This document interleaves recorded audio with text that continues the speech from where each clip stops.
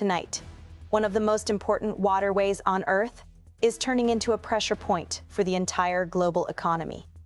Nearly 2,000 ships and close to 20,000 sailors are reportedly stranded around the Strait of Hormuz as the Middle East conflict deepens, choking a route that carries roughly 1/5 of the world's oil and liquefied natural gas. And that is not just a regional problem. This is a global shock point. Energy markets are being rattled, shipping lanes are being disrupted, and governments from Europe to Asia are scrambling to stop a maritime crisis from spiraling into something much bigger.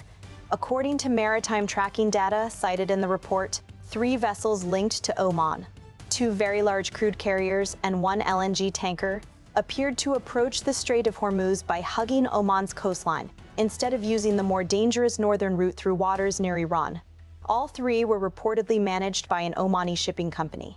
Their movements drew immediate attention because traffic through the strait has been severely disrupted since the conflict escalated, and because one of those vessels may have been the first LNG carrier to leave the Gulf since the fighting began.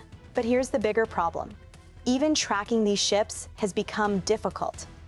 Their automatic location signals reportedly went dark as they neared or passed Oman's Masandam Peninsula.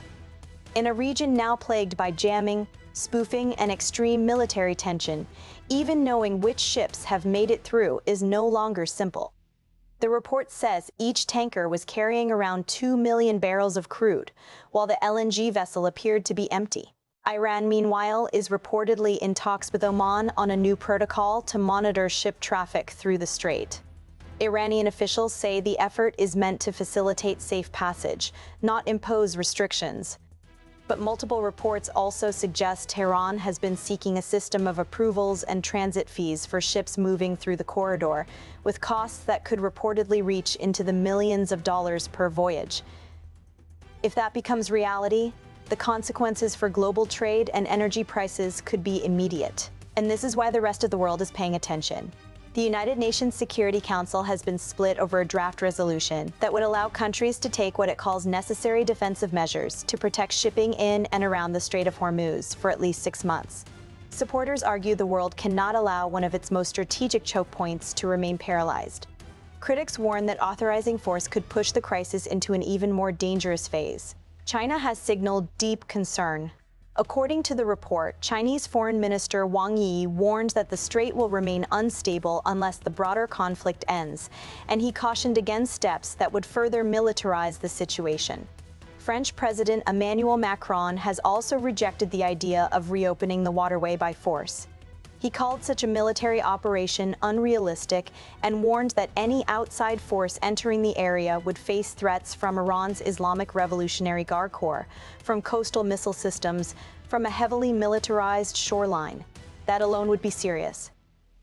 But it does not stop there. The human toll is growing fast. According to AFP, hotlines run by seafarer support groups are being overwhelmed by distress calls from ships trapped in the Gulf. Sailors are reportedly describing critical shortages of food, drinking water, and basic supplies. One maritime welfare official said some callers sounded terrified, desperate, and emotionally broken. According to that account, some even talked about harming themselves. So this is no longer only about shipping lanes or oil prices. It is also about thousands of civilians stuck in what many now describe as a maritime war zone with no clear way out. At the diplomatic level, pressure is mounting from all directions. A virtual meeting led by the British Foreign Secretary and attended by representatives from more than 40 countries reportedly called for the immediate and unconditional reopening of the Strait of Hormuz. Participants warned that the disruption is already hitting global supply, pricing, and economic stability. Some governments are pushing diplomatic and economic stability. Some governments are pushing diplomatic and economic pressure to restore navigation. Others are discussing future defensive measures, including escort operations. But the real danger may be what comes next under the surface of the water. Analysts cited in the report say Iran's coastal cruise missile capability may still be largely intact. And even more troubling, more than 20 of Iran's small Ghadir-class submarines are believed to pose a serious asymmetric threat inside the shallow, narrow waters of Hormuz. These submarines are small, quiet, and designed for exactly this kind of environment. Military analysts warn they could launch torpedoes, fire cruise missiles, or perhaps most dangerously, quietly lay naval mines along commercial Emirates. That threat could be devastating. Just one confirmed mine can slow or shut down an entire sea lane while clearance teams move in. And in a place as strategically vital as Hormuz, that kind of disruption would echo across the world economy almost immediately. At the same time, the political messaging around this conflict is becoming more volatile. Russia says it hopes the war will end soon and has indicated it is willing to help pursue a political settlement.